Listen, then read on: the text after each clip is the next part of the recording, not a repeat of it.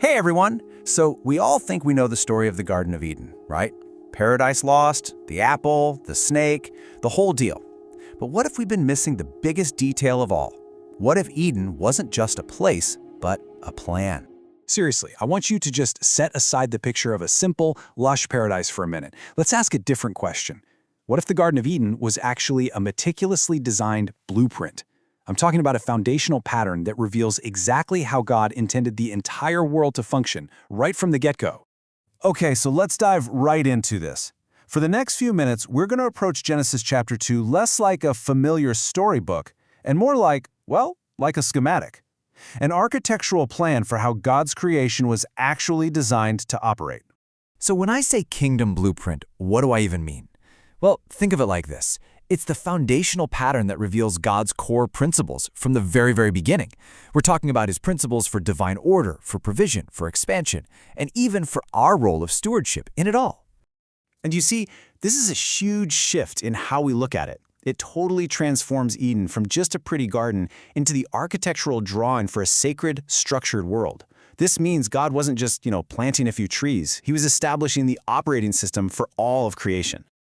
Okay, and check out how this blueprint begins. This is key.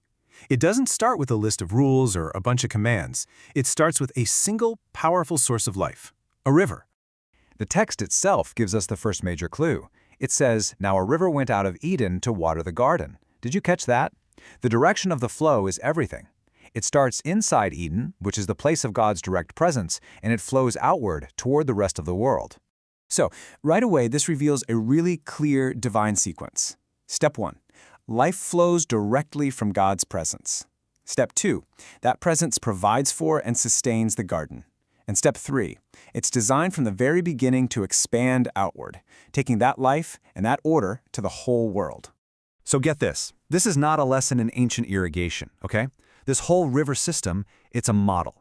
It's a physical picture of how God's blessing and his order were designed to systematically expand and fill the entire earth. And it's not just a generic river either. The text actually names 4 specific rivers and the lands they flow through. Now, pause and think about that for a second. Why would you name specific places and draw boundaries before the fall? It tells us that things like divine order and designated territories for stewardship, that was all part of God's original, perfect design. It wasn't an afterthought. And this right here brings us to the first massive principle of the entire blueprint. Provision flows from presence. The source of all life, all blessing, all provision, it flows directly from the presence of God. This is literally the foundational logic for everything that follows in the Bible. But wait, the blueprint gets even more detailed. It's incredible. The text doesn't just stop at geography. It actually points out specific valuable resources, and this reveals another amazing layer of the original design. Which, of course, raises a pretty fascinating question, doesn't it? Why does the Bible make a point to mention good gold and precious stones before sin or greed ever entered the picture? What was their original purpose? Okay, so the text specifically calls out 3 materials found in the land of Havilah, which was watered by that first river.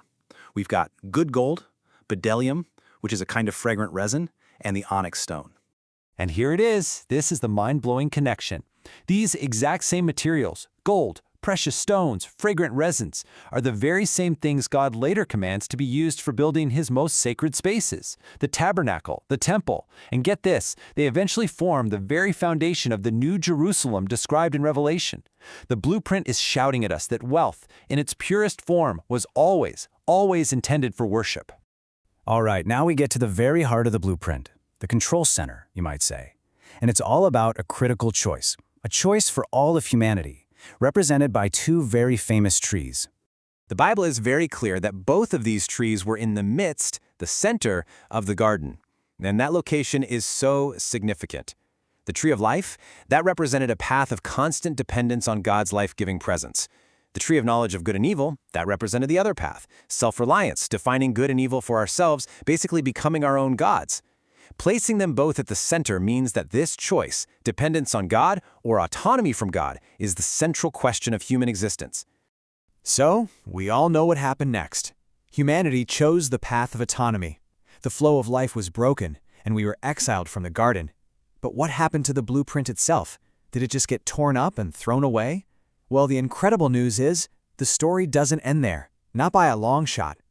This is where you see the blueprint echoing down through the entire Bible. It's amazing. You have the river starting in Eden. Centuries later, the prophet Ezekiel has this vision of a healing river flowing right out of God's temple. Then, you have Jesus himself standing up and declaring that he is the source of living water. And finally, you get to the very last chapter of the Bible, Revelation. And what do you see? The blueprint perfectly restored. A river of life flowing from the very throne of God. And that, right there, is the ultimate point. Jesus is the fulfillment of the Eden blueprint. Through everything he did, his life, his death, his resurrection, he is the one who restores that broken flow. He reopens our access to the very source of life that we were cut off from all the way back in the garden. So when you step back and look at it, the Eden blueprint reveals this stunningly coherent design for creation. It shows us that God is the source of everything. It shows us that blessing is meant to flow from his presence out into an ordered world. It tells us that wealth and resources were part of his good design, intended for his glory. And it reminds us that our central choice is always between dependence on him or relying on ourselves. And most importantly, it shows us that Jesus is the one who restores it all. And that brings us to a final thought to leave you with. If Eden really was the blueprint for how the world was meant to work, a world of divine order, incredible provision, and life just flowing from God's presence, then it leaves us with a pretty powerful question, doesn't it? What part of that blueprint are you meant to build today?